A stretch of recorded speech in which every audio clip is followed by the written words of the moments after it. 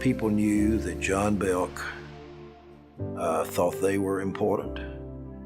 He didn't think he was any better than they were. One thing about John Belk that a lot of his friends really knew, he was no dumb man. He was very, very smart. I mean, I think of him as that large stature of a man who was the leader of this city for so many years, in a sense put it on the map, as big as the buildings in downtown Charlotte. And he was tenacious, and he had a point of view. And I think to the point where he could be very intimidating.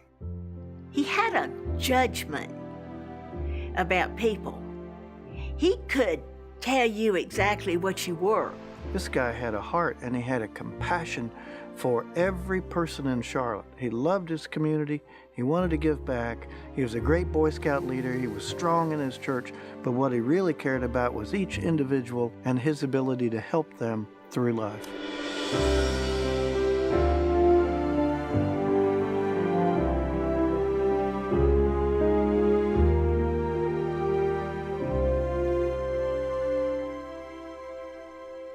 Welcome to the Levine Museum of the New South. I'm Chris William.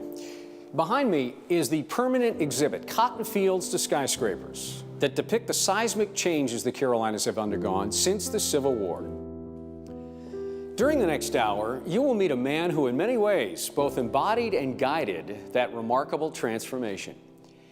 When John Belk, business leader, mayor, philanthropist, and visionary, died in 2007, he left a legacy spanning from his father's first store that served cotton farmers in 1888 to his unparalleled impact on Charlotte, the Piedmont, the Carolinas, and the South of the 21st century. This is more than a story of facts and dates and the history of a man that many newcomers only know as a name on a freeway. This is a chronicle of a man's character as revealed by his friends and colleagues who knew him best. To know John Belk, you must first understand the principles that steered him throughout his life. They originated with his parents. His father, William Henry Belk, born in 1862 during the Civil War, and his mother, Mary Irwin, in 1882. Although John was born in 1920, the third child of 5 sons and a daughter, he had roots in the previous century's discipline and the values of his parents. He was born in Lancaster, South Carolina, and he claimed he was the only aristocrat in the family because the rest of us were born in North Carolina. And I tell him, well, he couldn't make a living down there, so he had to come to North Carolina. So he said, let's go to work. So I reckon, I'm thankful he was here. He was a very humble guy. He lived his religion, lived the stores. And that's where he spent all of his time. He was on them all the time about learn, and you got to work, and you earn your way, you don't give in your way. I mean, he was a strong. They would quote that all the time. Daddy used to say, what have you. She taught school here. She was born just north of here in Mecklenburg County, and all of her brothers went to Davidson College.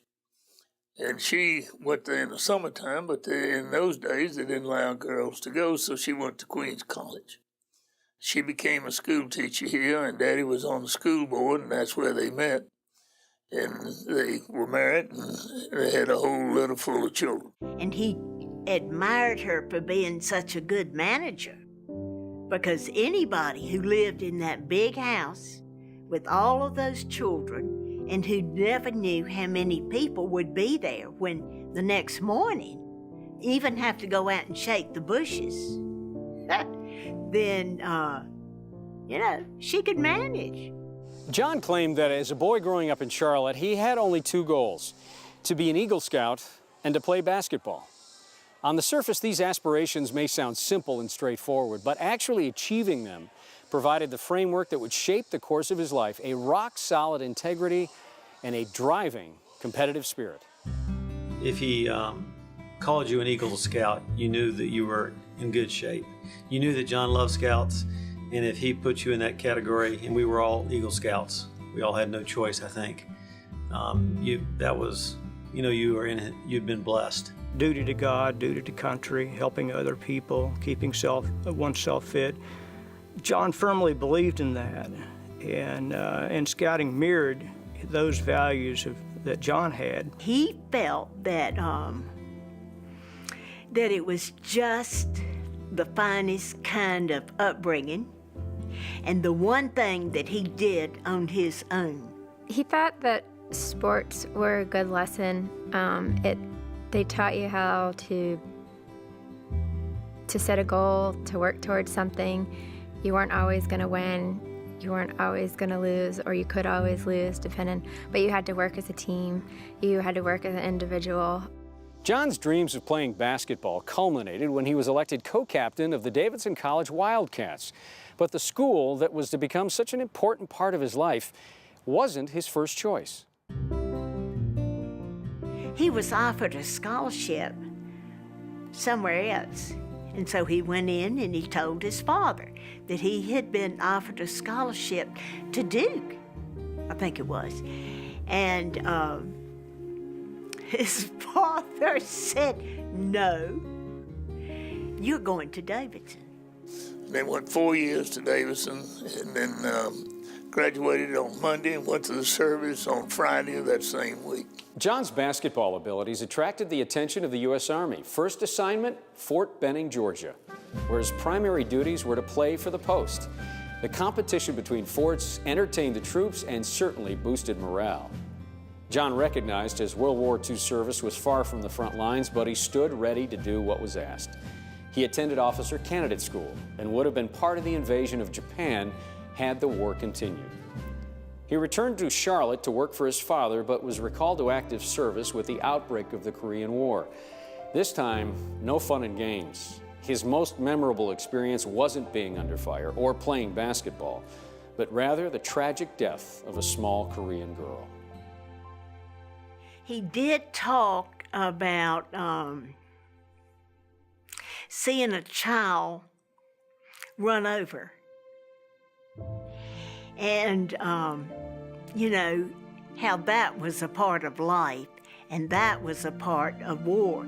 But that bothered him, that he was in that group where this child had been run over. We thought that night, you know, the guerrillas were running, so we shot a lot of people. How many we killed, we don't know. And I was thinking that night, laying there in the ground, how it was that we spent so much time with this one little girl. In the eyes of the Lord, everybody was a human being.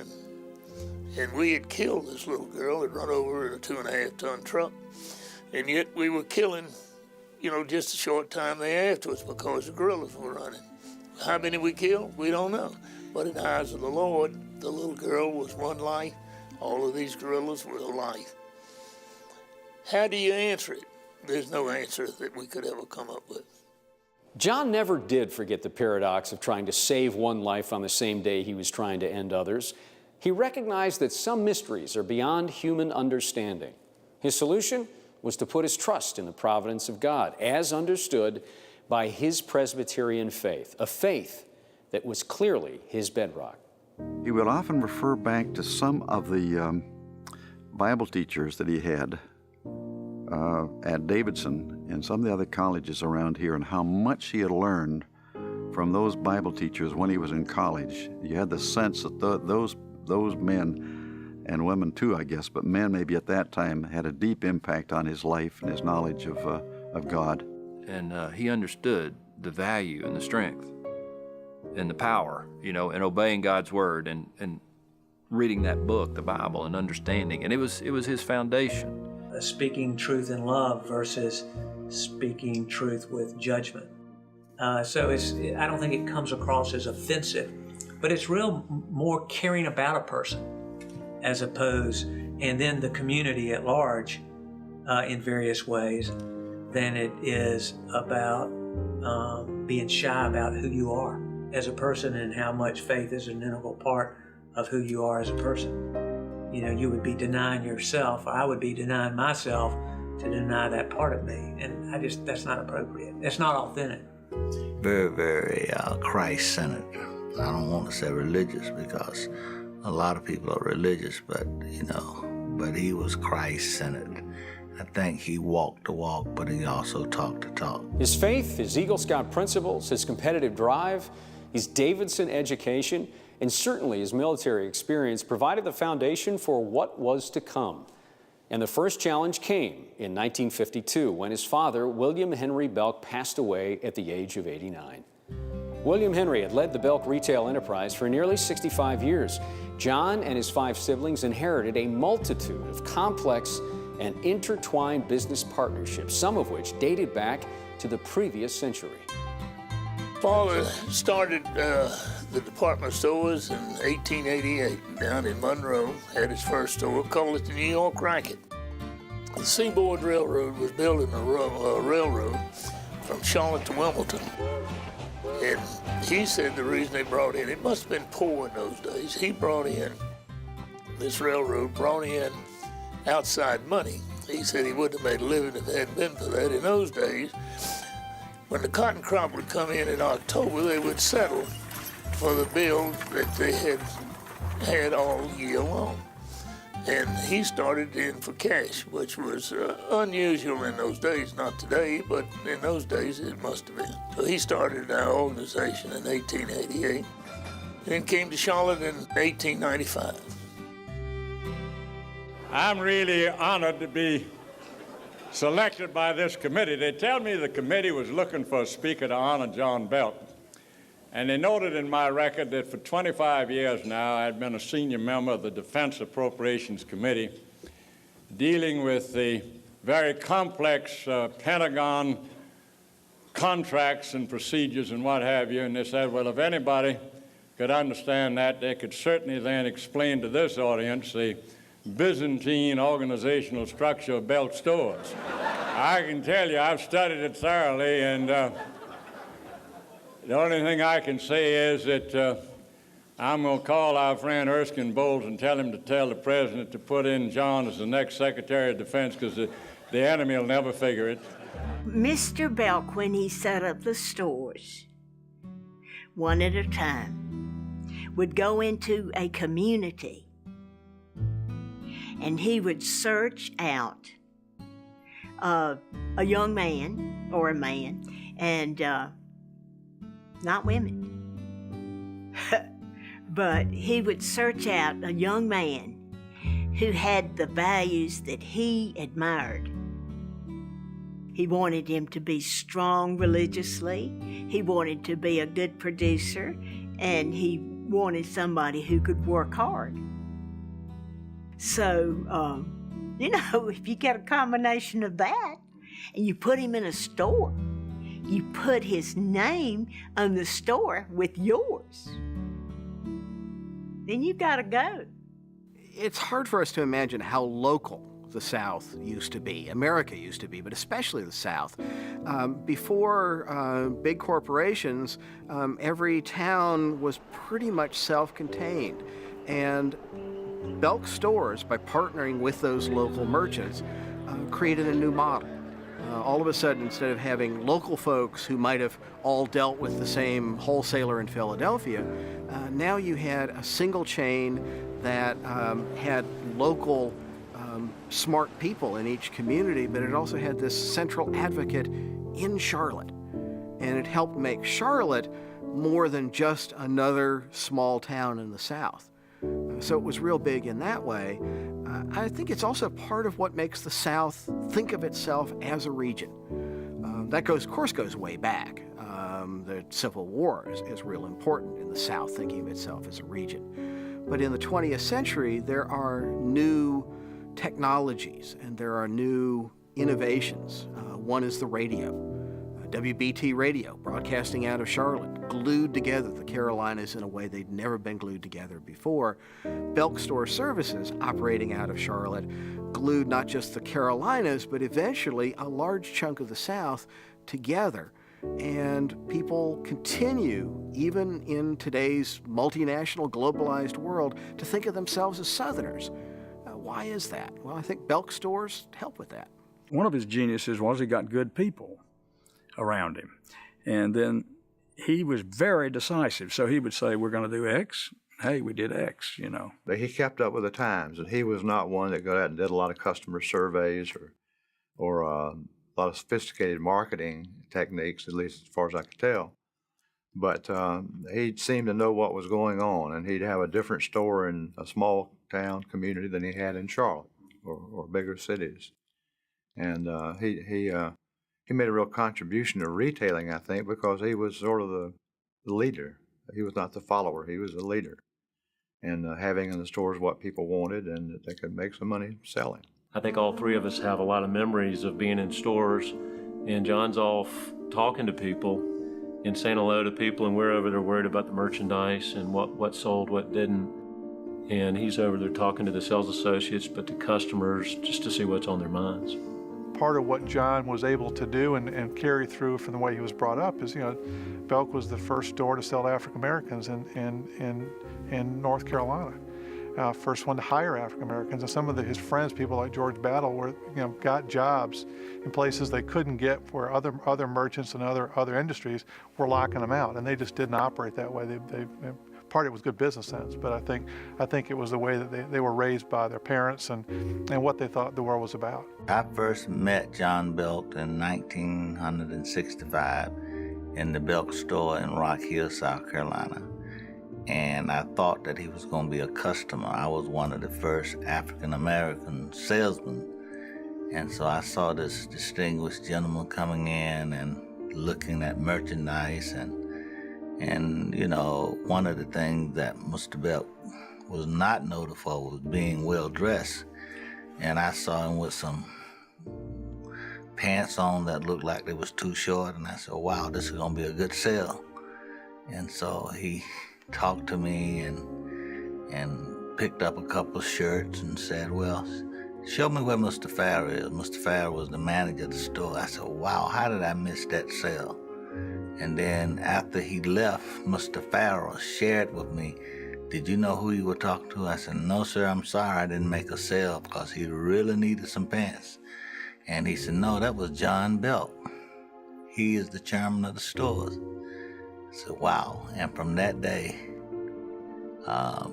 till he died, we became friends because he would always remember me when he came to Rock Hill to see Mr. Farrer. I think all you have to do is look around Charlotte and look around the Carolinas and the southeastern United States at the success Belk Stores has had, and not to understand that he really has done is found a job leading that retail operation as anyone could have done. And he sort of came to it in a very tough way, because it was really hard, if you think about it, to make those tough decisions when it involved your siblings. And sometimes it was lonely. And I think, there were lots of us that always wished that the Belk family would be closer than they turned out to be. But goodness gracious, it's tough on everybody when you have siblings that have different interests and different directions they want to go in life. John's challenges weren't just with competition in the marketplace. Internally, his oldest brother, Henry Jr., had been viewed as the logical successor to his father. But the pace and the direction that Henry wanted to take the stores created problems with the partners and, more pointedly, with his siblings. Finally, in 1954, Henry was removed as president of more than 50 corporations. John was named as his replacement. The next year, John, his brothers Tom and Irwin, and sister Sarah voted to remove Henry from the presidency of all the remaining boards where they held the majority. Only Henderson sided with brother Henry. The divide between the family and running a business hurt him deeply. And I think it made him work harder and want to make the company even more successful. And I think he took the pain and under the chin, and I think he just put all of his time and energy into the positive and moving the company in a good direction. The creation of Belk Store Services toward the end of 1955 put in place the organizational stability for the multitude of corporations and over 300 stores. And John Belk was elected its president. In the years that followed, the stores grew in number, topping 400 in the 1960s with strategic shift to an upscale merchandise format. Locations moved from downtown to regional shopping centers. Unprofitable stores closed while actual retail square footage increased. And during that time, no one became closer to John professionally and personally than his youngest brother, Tom.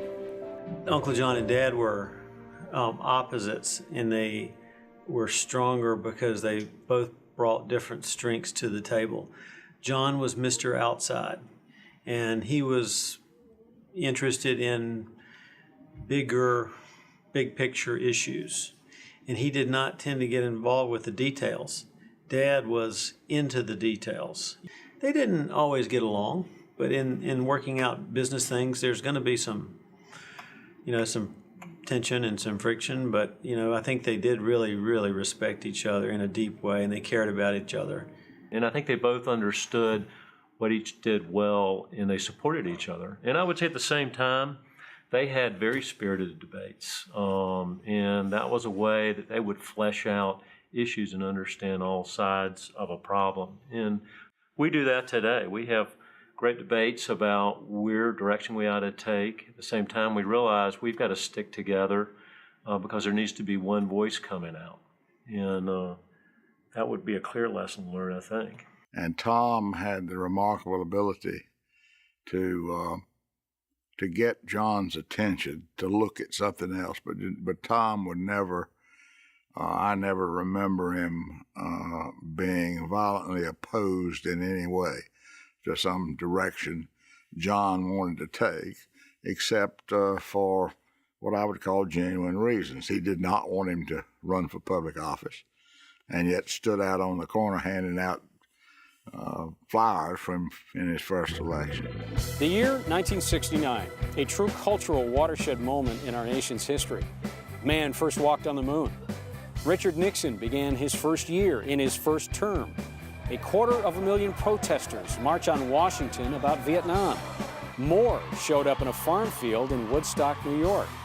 And Joe Namath and the New York Jets' upset win launches the consolidated NFL. In February of 1969, John caught his family and most political observers off guard when he announced his candidacy for mayor of Charlotte. John had not been politically active or even seemingly ambitious, but he had a strong sense of duty. His decision came at the urging of Fred Alexander, at the time the most prominent leader in the black community and Belk's longtime friend. He and Fred Alexander had this relationship that went all the way back into the 60s. During the turmoil of the civil rights movement, and Fred Alexander was sort of the father of the black community at that period, in that period of time, and people listened to him. And what he said about John Belk counted. And he would ask Fred for advice, and Fred gave it very openly and honestly. I suspect that John understood very clearly where the South was heading, and more specifically where Charlotte was going, and he cared. And he had strong ties to the African American community that lent him some credibility to speak on the stage to the whole community about where we were going. Members of the business elite do not get involved in the details of politics anymore, and they surely don't have the courage to run for political office. John Belk was really the last member in this region, and maybe in the state, of the business elite who had the courage to run for political office and get his hands dirty with what was happening outside the boardrooms of Charlotte. He saw himself as a community volunteer, as a civic leader. John would never have supported, I don't think, a strong mayor system. That he very much saw himself as a part-time mayor, donating his time for community service to help make Charlotte a better place. And the first time, he had a very competitive field. And after he had made a couple of speeches, one of his opponents say, well, the best way to defeat John Belk is to buy him TV time.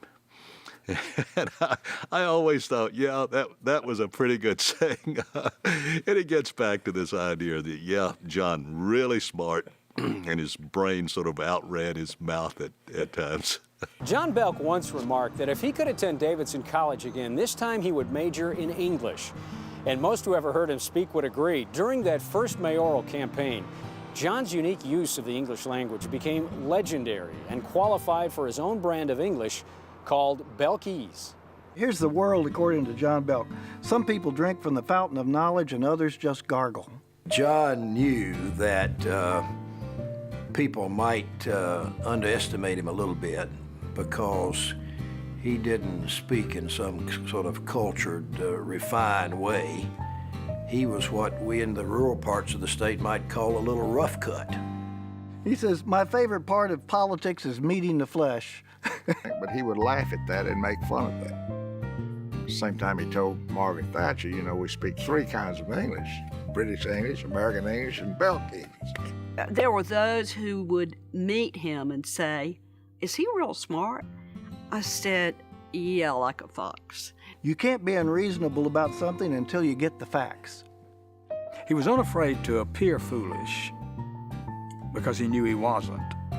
I think you're getting into something you don't want to get out of. You had difficulty at times really understanding what it meant, but he knew exactly what the hell it meant, and that's what was so good about it. You sat there trying to figure out what he said. And it used to frustrate me at the beginning because I was trying to answer this convoluted question he would ask me, and so the way I eventually dealt with it, when he would finish the question, I would say to either Johnny Harris or Cameron Harris, Cammy Harris, I'd say, Johnny, would you answer that question for Mr. Belk? He says, tell us what it is and we'll know whether we didn't get it right or not. One time some people from UNC Wilmington were coming up to ask him for some money. And they had asked me and others all sorts of questions and for all sorts of advice about how to approach John Belk. And they had a carefully prepared manuscript. So they walked in and sat down. John looked at him and said, how did you ever let Myrtle Beach get so far ahead of Wilmington? And you know, they were just thrown so completely off. He could do things like that when he didn't want to go where you wanted to go. Regardless of what you do, your mother and your dog will always put up with you. One time in a board meeting or an executive committee meeting, I was advocating a raise in salary for the faculty. Have you heard this story? I was advocating a raise in salary for the faculty, which was beyond John's perception of what they were worth or what they deserved or something. And so he said, well, a lean horse will run a long race, but a fat dog will stay on the front porch. And I sat there, and finally, Stuart Dixon was sitting to me, and Stuart says, I turned to him and said, what'd he say? What'd he say? Because I just couldn't figure out what he was saying. Well, what he was saying was, if you don't pay them too much, they'll work harder. We ought to decide our problems and implement our own. There was always a message in the way he communicated, but you would have to interpret the message. And many times people would laugh it off, but within the message there was profound wisdom and often profound advice that I took as mayor. My favorite quote from John is one he told me and probably many other people. I think I was talking about the budget for the college and how we were having to do more with less and on. And finally he says, you know, Tony, he says, don't bother telling other people your troubles. Half of them don't care and the other half are glad you got them. John's convoluted speech didn't hinder him from connecting with the voters, though, and his victory was the first of an unprecedented 4 terms. But the mayor's race brought him an even bigger prize, the introduction to his future wife, Judge Claudia Watkins. When I met him down at the Democratic Women's Club, and he was announcing that he was running for mayor, and that's my first memory. I always said he was too shy to get out and socialize because he really didn't know a lot of Democrats at the time. But that's the first memory I had. He was interested in him finding the right girl and getting married because John was getting pretty old, and some of his later romances were, well, I'd say unusual to say the least. Because he was an eligible catch, and he could come up with some unbelievable gals he was with. Some very nice ones, too, but there was always a running parade, and he used to brag over the fact that his father didn't get married till he was 50, and he wasn't either, and he meant it. And I remembered him as being very flirtatious, and I knew that I would see him again soon, and I did. He called me right after that, a couple of days, asked me to go to dinner, and I couldn't go to dinner that night because I had already invited the head of the Democratic Party, who was John Ingle at the time. So I said no, and then after I hung up, I thought, well, he doesn't know. They don't know each other. So I called up and I said, well, if John Ingle's coming for dinner, why don't you come too? And he said, I've already made plans. And I said, well, it certainly didn't take you long. John and Claudia were married in February of 1971. On Christmas Eve of 1973, Claudia gave birth to Mary Claudia, their only child. Once Charlotte's most eligible bachelor, John Belk was now both husband and father, roles that he relished and to which he escaped to from the pressures of running a major retail chain, as well as being CEO of the Carolinas' largest city. It was important to him that you always felt comfortable in your own skin. And that you made a decision and you stuck with it.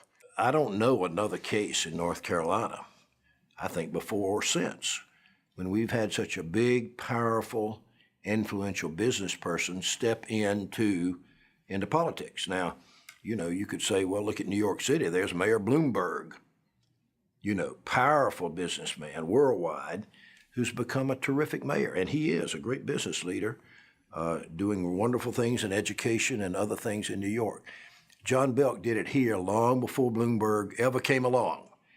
And of course, Charlotte and the whole state of North Carolina has benefited from it so much. There were challenges that John Belk faced when he became mayor that he expected, I think. And then there was a whole raft of changes that nobody saw coming, and he ended up handling with a certain amount of grace. The changes that were coming, obviously, was the impact of large amounts of federal money, urban renewal money to clear out blighted neighborhoods, as they were called, highway money to build belt roads and interstates. All of those reoriented the South, the southern city, in a way that was profound. He took the government money for redevelopment, if you remember, and he wiped out the slums of Charlotte, and we had slums. The Third Ward, the Fourth Ward, and all of those things, under Ms. McCall, under Bank of America, all of those communities were made livable because of the leadership that Mr. Belk provided to those banks and things in certain policies and zoning to make it possible for them to do what they did. And I think as a result of that, but the ultimate sacrifice I think he made was when he tore down his store and gave his land, his store on the square. I think he genuinely believed that you ought to have the guts to do what's good for the city. He was a very strong advocate of saving the downtown from the kind of deterioration that was occurring in many cities in the 60s and 70s. And he fought a hard battle to get the first civic center built downtown. Very hot political issue, and he was absolutely consistently for it and won, and I think he was right. John liked being a mayor because he was doing things for the city. He was, very instrumental on getting things done. Part of it, you could argue, is noblesse oblige, that he saw himself as able to do it, and ergo should do it, and did do it. He was so used to having a command of a situation, and it wasn't overbearing, and it wasn't such that it would annoy anybody. He just had the facts and went from there. This is a guy who probably never had to serve a single day in public office and could have enjoyed all of the benefits of a wealthy man living in a community, respected by all because of who he was and the position he held in the business world. But you think he gave up all that time, and I used to sit there and marvel at the fact that we'd be sitting there at 12:30 at night trying to decide zoning decisions, and here's a mayor who's sitting there with us that didn't have to be there. John Belk had a plan for uptown Charlotte that Gully Odell built way before anybody else in 1960. You could go look at a football stadium, you could go look at the buildings, and between Tom Storrs and Hugh McCall, I mean, they understood what this community could become because of people like John Belk. And John never stopped reminding Hugh of what he could do for Charlotte. And he wanted Charlotte to be all that it could be. And he thought the basics of that would be an expanded airport in terms of making sure there was a good transportation in and out of Charlotte. And he would always talk about how important the airport was to the economic viability of Charlotte. John didn't win every battle. John lost the first airport expansion, bond issue, and it failed. We didn't have failing bond issues very often. That one failed. Everybody said, well, you know, I guess back to the drawing board, we'll have to wait till later. Not John. The day that vote came in that was gone, he was in Washington pleading for additional federal help to continue the expansion of the runways, etc., and some help on doing something with the airport to get an excuse to come back with another bond issue. Came back with a second bond issue, and it passed. And if you go back and look at history, you'll find that was an inordinate short time to go to the public for bond issue, fail, and go and win. And John didn't have a lot of help. Somebody asked him, why is the airport on the west side of the city? He said, that's where the airplanes land. Maybe the biggest challenge that John Belk didn't expect was busing. Court-ordered busing for racial integration in the schools, and that was a case that had been bubbling up since the mid-1960s. Julius Chambers brought Swan versus Mecklenburg in the mid-1960s, and finally in 1971 it ends up at the Supreme Court. The Supreme Court says, yes, busing is one of the things that a city ought to do to bring school children together. I don't think John Belk embraces that, but he embraces this notion that we are a civilized southern city and we're going to listen to each other. You go back and realize that John Belk saw the storm clouds around this community with the civil rights movement and with what could be happening in the southeastern United States and in the South. And he wanted to make sure that we didn't do something here in Charlotte that we would never get over or that would adversely affect us long term. So I think he was a person who could see bringing this community together rather than tearing us apart.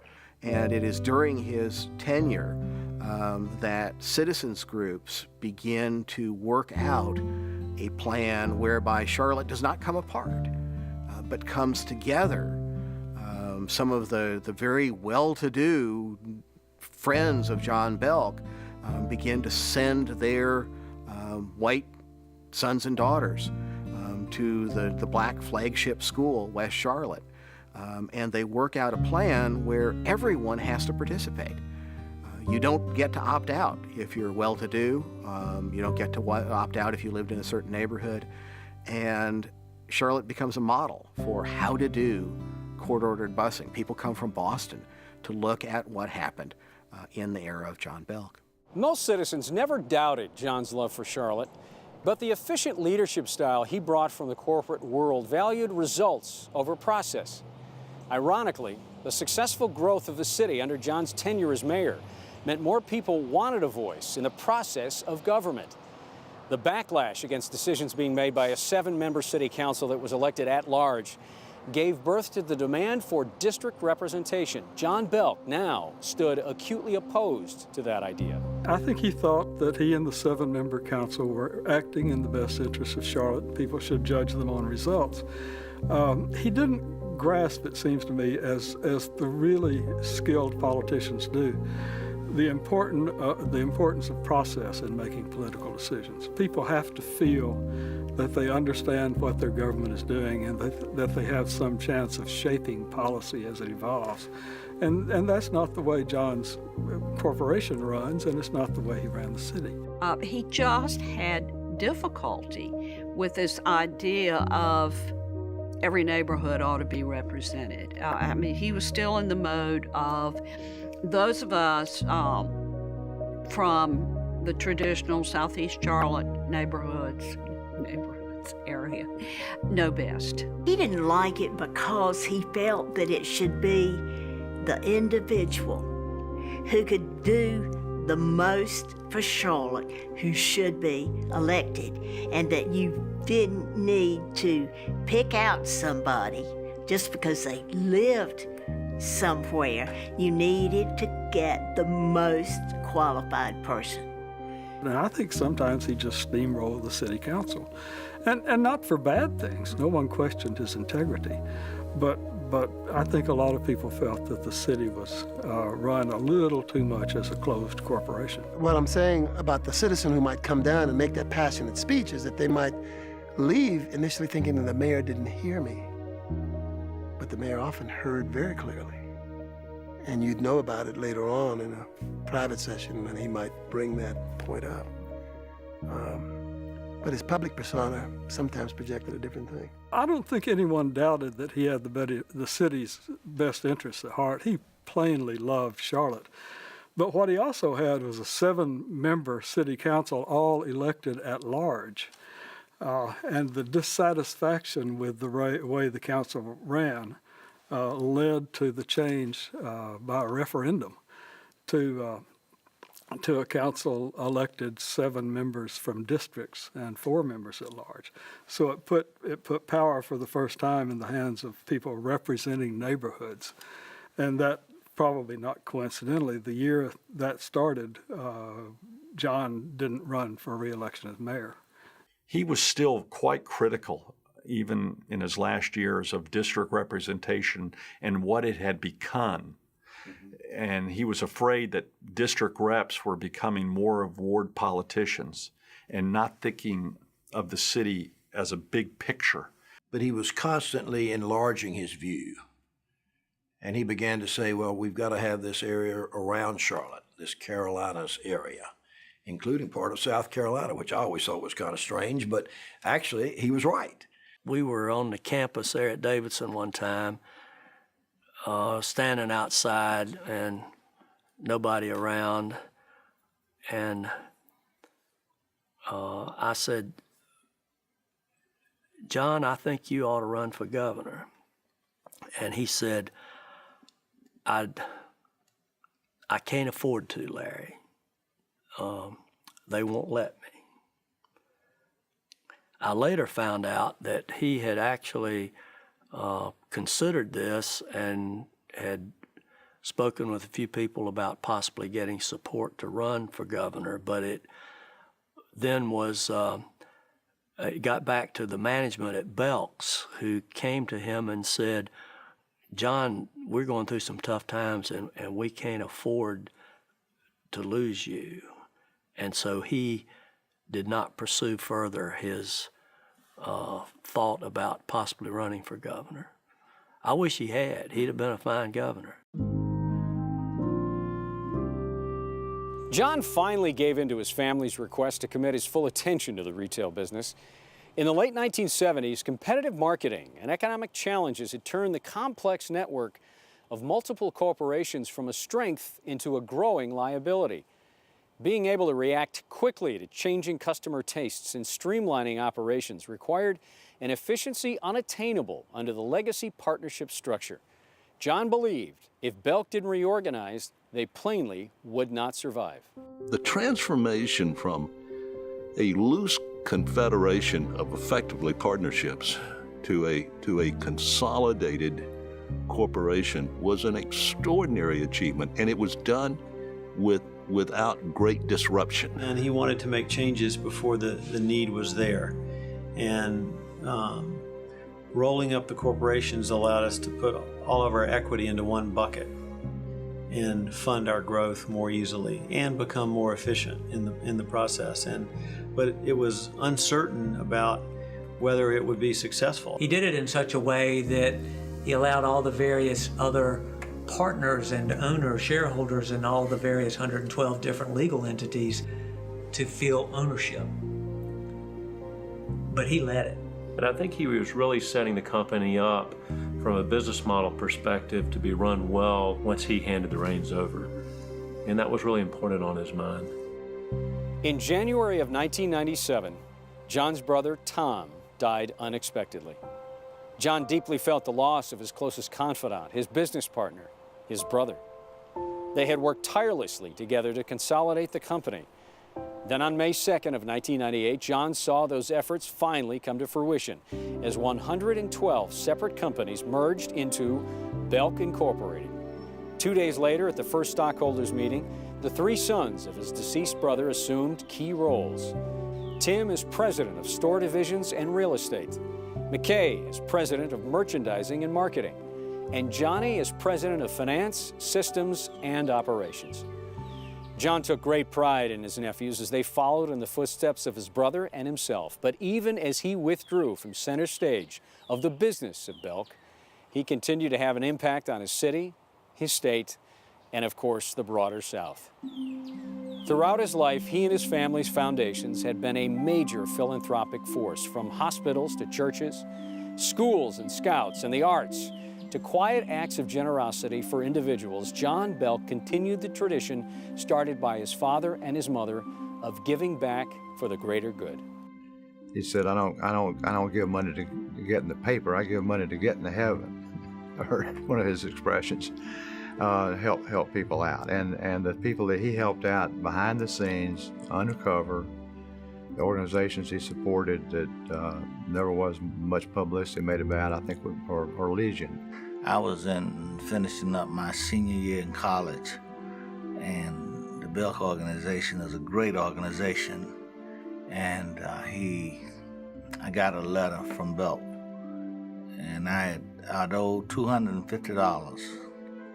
And in that day and time, you couldn't graduate unless you had your money. And with the scholarships that I had and everything, I owed $250. So, I went to my room and fell across my little bed and went to sleep and walked to my mailbox, and there in my mailbox was an envelope from Belk. It was very distinguished because it had the green writing on it in the big envelope. I said, what in the world are they writing me for? And in that envelope said, Dear George, we appreciate all you've done for us. Enclosed, please find a check for $250 to help you with your graduation. And nobody told them that I needed that. So, and because I just found out that I owed it a few hours before I got the mail. So, those are the kinds of experiences that I've had with John Belk that really make him special in my life. There were three institutions that he was absolutely devoted to: Davidson College, the Presbyterian Church, and the city of Charlotte. And anything that touched those three institutions, he was deeply interested in. In 2005, confrontation. John's love for one of his favorite institutions was challenged when the Board of Trustees of Davidson College voted to open board membership to non-Christians. After decades of formal board leadership, it was a decision that vexed John so much that he resigned in protest from the board of his beloved school. I thought he was wrong, but I mean, that's because I thought I was right and I was on the other side. But I think he was very sincere about it. He had a vision of what that school should be, and they were changing it in a way that didn't comport with his vision. But he was true to his beliefs. You weren't going to call him off with fancy nuances or a new way of looking at it. He believed it was a Presbyterian school founded by Presbyterians with Presbyterian moral and ethical standards, and you don't need to mess with that. I'm not surprised he resigned. We had that issue come up in the 90s, and in fact, I was opposed to the change myself when I was on the board. It almost passed in the 90s, and it came back up again about 10 years later, and it was adopted at that time. And John did resign. He But you know, he was back at the college a week or two later presiding over his Belk Scholarship Weekend and having a delightful time. So he didn't give up on Davidson College. True to form, and with all that had transpired, John never wavered from his commitment to the Davidson students or in his love for young people in general. His concern for developing the leaders of tomorrow is not only alive through Davidson College Belk Scholars Program, but also through the many other educational initiatives and facilities supported by his family's foundation. But perhaps there is no more personal way that John touched his friends and colleagues than through his sense of humor. Everyone who knew John treasures a favorite Belk story. After they moved into the new facility, John and Tom invited me to come out for lunch one day, and Tommy Nipper, who was in charge of things out there at the Belk stores, was giving me a grand tour of the place. And John and Tom were tagging along behind, and Tommy and I were walking in the front. We walked through the cafeteria with maybe 250, 300 people sitting there. And I said, "Tommy, how many people work here?" And from behind me, John just booms out, "About half of them." He was playing golf and he hit his third worst shot. And he yelled at the caddy and said, "I must be the worst golfer in Charlotte." And the caddy went, "Oh no, sir, I hear John Belk's the worst golfer in Charlotte." He didn't know he was caddying for John Belk. Dad had a very unique sense of humor. I think he had learning disabilities, and humor was the way he dealt with those. And he tried to say jokes, and he might forget a punchline or something in there, but in his mind, he knew what he was saying. Remember, there was some organization here that was giving him an award, and they asked me to introduce him. And it was at the convention center, and I want to say there were 300 or 400 tables and all this sort of stuff, and it was a luncheon. And so, I don't know whether you ever knew John's secretary, but there was a lady named Carol that worked for John, and she used to give him 2 jokes on 3x5 cards when he would go to every one of these events. And so, here he was, I'd introduced him, he got up, and he was thanking everybody, and as usual, he wasn't exactly sure what the award was for, and he made that comment, "You know, I don't understand why you're, giving me an award. All I do is try to sell stuff to you people," and so forth and so on. And he said, "But this sort of reminds me of a story. Let me tell you a story." And then he reached in his pocket, took out the 3x5 card, and he read the joke, the body of the joke. And then he clearly turned it over. And when he turned it over, he read the punchline.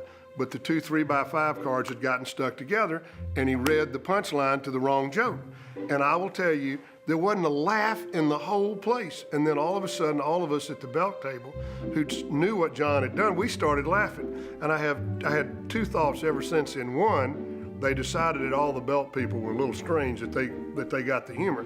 And 2, you sit there, and John Belk looked at incredulous that these people didn't laugh at his joke. Funniest story that I know is that I was working in the store in Rock Hill, and the story told, Mr. Belk had a big feet, and the manager of the store, who became manager at that time, he was assistant or sales manager or whatever.